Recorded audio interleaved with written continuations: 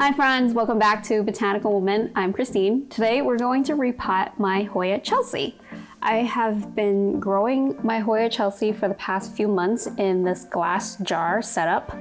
That's how I did a lot of my semi-hydro, but it started to get some root rot. And I've been seeing this with not just this Hoya, but other Hoyas as well. So I've been slowly converting them into the net pots. And I realized that based on some of my research, they're saying that it has a lot to do with the airflow. I'm thinking that by transferring them into the net pot, the roots will get more airflow and less likely to rot because of it, even though it's in a glass jar. This plant has been suffering from mealybugs since it was living in the propagation box. And now that I've taken them out, like kind of potted them up individually, it's been easier to deal with the mealybug situation. And I feel like I've been able to keep it, under control, but not necessarily like, I haven't been able to get rid of it. So today I'm just going to clean it out in the sink and wash off as much mealybugs that I see, and then clean off some of the dead roots.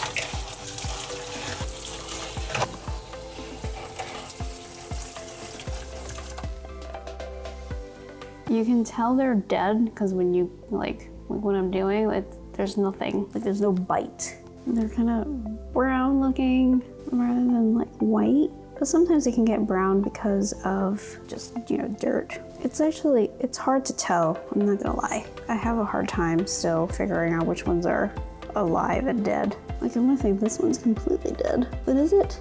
I don't know, it looks dead. Like the more transparent ones like that, that's definitely gone. That's root rot. I feel like, when you're flushing it out, eventually, they'll get flushed out anyway. So we'll just get what we can. Okay, I'm gonna leave that. And as you can see, I didn't clean off all the medium, which is what they warn you to do. I don't know, I haven't really noticed it being like a huge problem.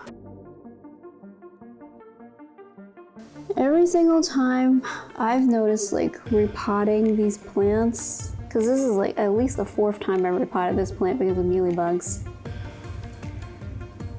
And now changing it into Leca, and now changing it from transitioning it to semi-hydro was another transition. So the plants just keep getting put into shock, so I don't really expect them to really do that well, and they haven't.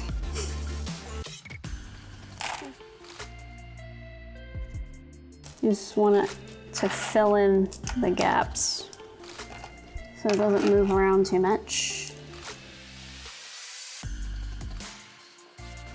I find that having it in semi-hydro, obviously you're able to see root rot, but you're also able to see the mealybugs.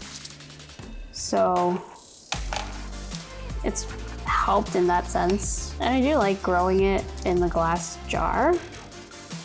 It's nice. It's kind of hard to find jars that actually fit. These are salsa jars and they fit okay. They're not great. The mason jars fit the best. So now all we're gonna do is gonna flush it out, and then I'm gonna fill the jar up to just the bottom of the net pot, just like this one. So I'm just going to fill it up, try to wash out debris, and just do that until there isn't any more.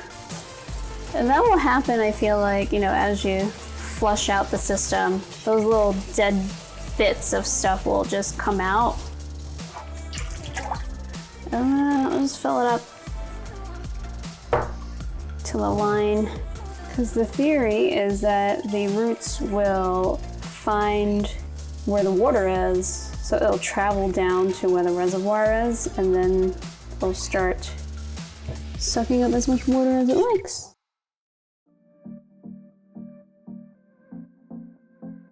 If you're thinking about trying semi-hydro, I would highly recommend you use a net pot, and whether or not you use a glass jar, that's up to you. I don't recommend doing semi-hydro just using the jar. I just don't feel like there is enough airflow for the roots to stay healthy. I would love to hear from you if you've had better success with this, but for me personally, especially just the inconsistency of the growing environment, like sometimes I'll let it out too dry, or it's too wet because I left a little bit of a reservoir. It's just, the plant is just not happy with it. That's what I've come to conclude. But yeah, if you guys have any questions, let me know, and I hope you found this video helpful, and until next time, happy growing.